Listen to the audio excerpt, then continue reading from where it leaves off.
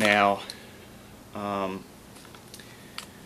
with hooking this into a device, there are some on the market. They're getting rare to find, I will say that. With basically AV connections, they are kind of going the way of the dodo bird, basically, since the advent of HD. Now, this is a little camera I found on the market. It's made by ApeTech, or AppTech, and don't have a number on it offhand. But if you go on their website and look up AVN, okay, you want AVN, not AV out. All cameras have AV out, but that's not putting a signal into the system for recording purposes. So you want one that will allow you to connect a device and record from it. Okay, so you're going to record from this, so you want something that will be able to take a feed in. And with this one, it has AV in and out. You just specify when you plug it in what it is. And so I like this. It also records to memory cards, which is nice. Didn't like the video capability of the camera itself, but all I'm using it for is a digital video device, recording device. Now, another type of camera, there are tape-based cameras that you might be able to find on eBay, or that are older. Like the one I'm recording on right now is an Allure 50. It's a Canon camera, and with the Allure series, Optura, and I think some of the ZR based in Canon, they do have AVN.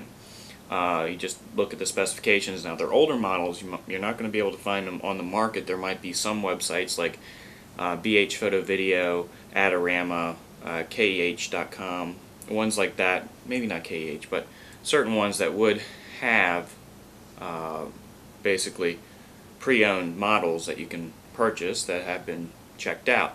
Now, I got mine off eBay. It works perfectly fine. I can put a mic into it, and I can also connect inputs from video. So that's another thing you might want to look at is, older models that have that AV capability. Canon's just one company that made them. I'm more familiar with them, but I'm sure there are some JVCs. Not too many Sonys that I've seen. Most Sonys that are consumer line don't have those type of inputs. But JVC, probably some Panasonics.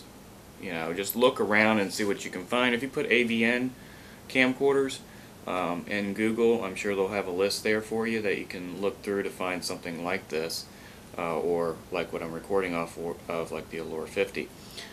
So those are just some devices that you might want to look into to hook this into to record off of. Now, also with this, again, let me pull that in the frame. With this is only necessary if you have something that's over 9 volts. If you have a 9-volt one, then you won't need your battery pack. This is just something that I needed for this. Now, I tried a wireless. I would recommend not getting a wireless security camera.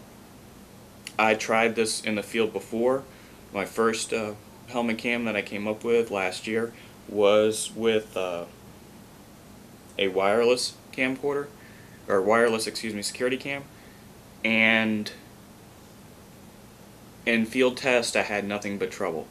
When I turned my head wrong, or if I looked down, it lost connection with the receiver that I had secured to my back.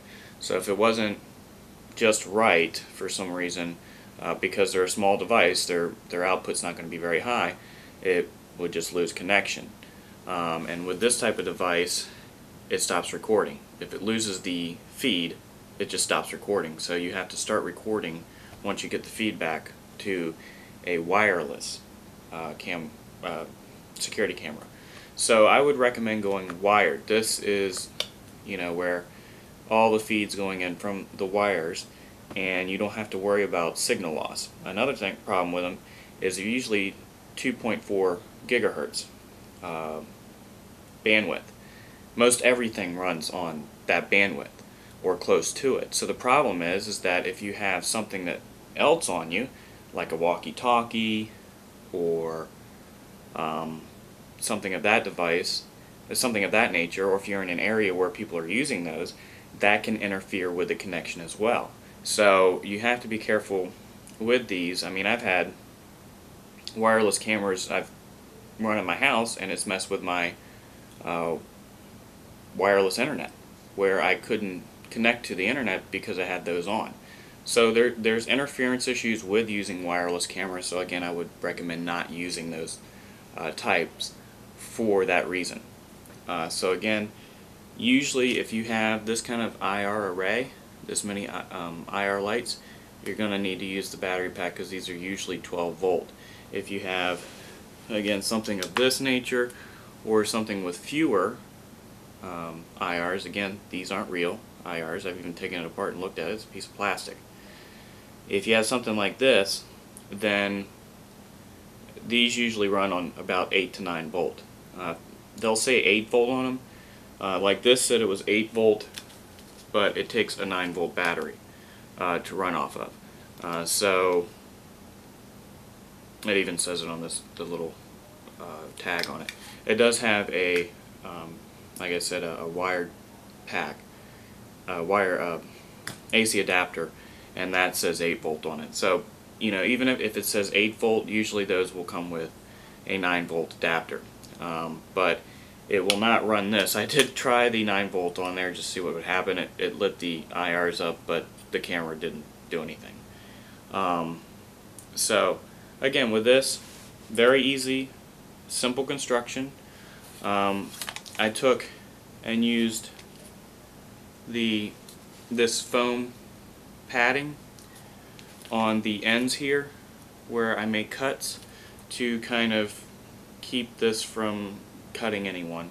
So the foam can be used also, if you're not going to line it to put directly on your head, use it on the ends here so that people don't get hurt if they pick it up, you know, underneath or something like that, because wherever you make a cut, it's going to be razor sharp. Okay, so that's how to make a helmet cam. I hope this was informative, and I'm going to show you what it looks like from this camera here.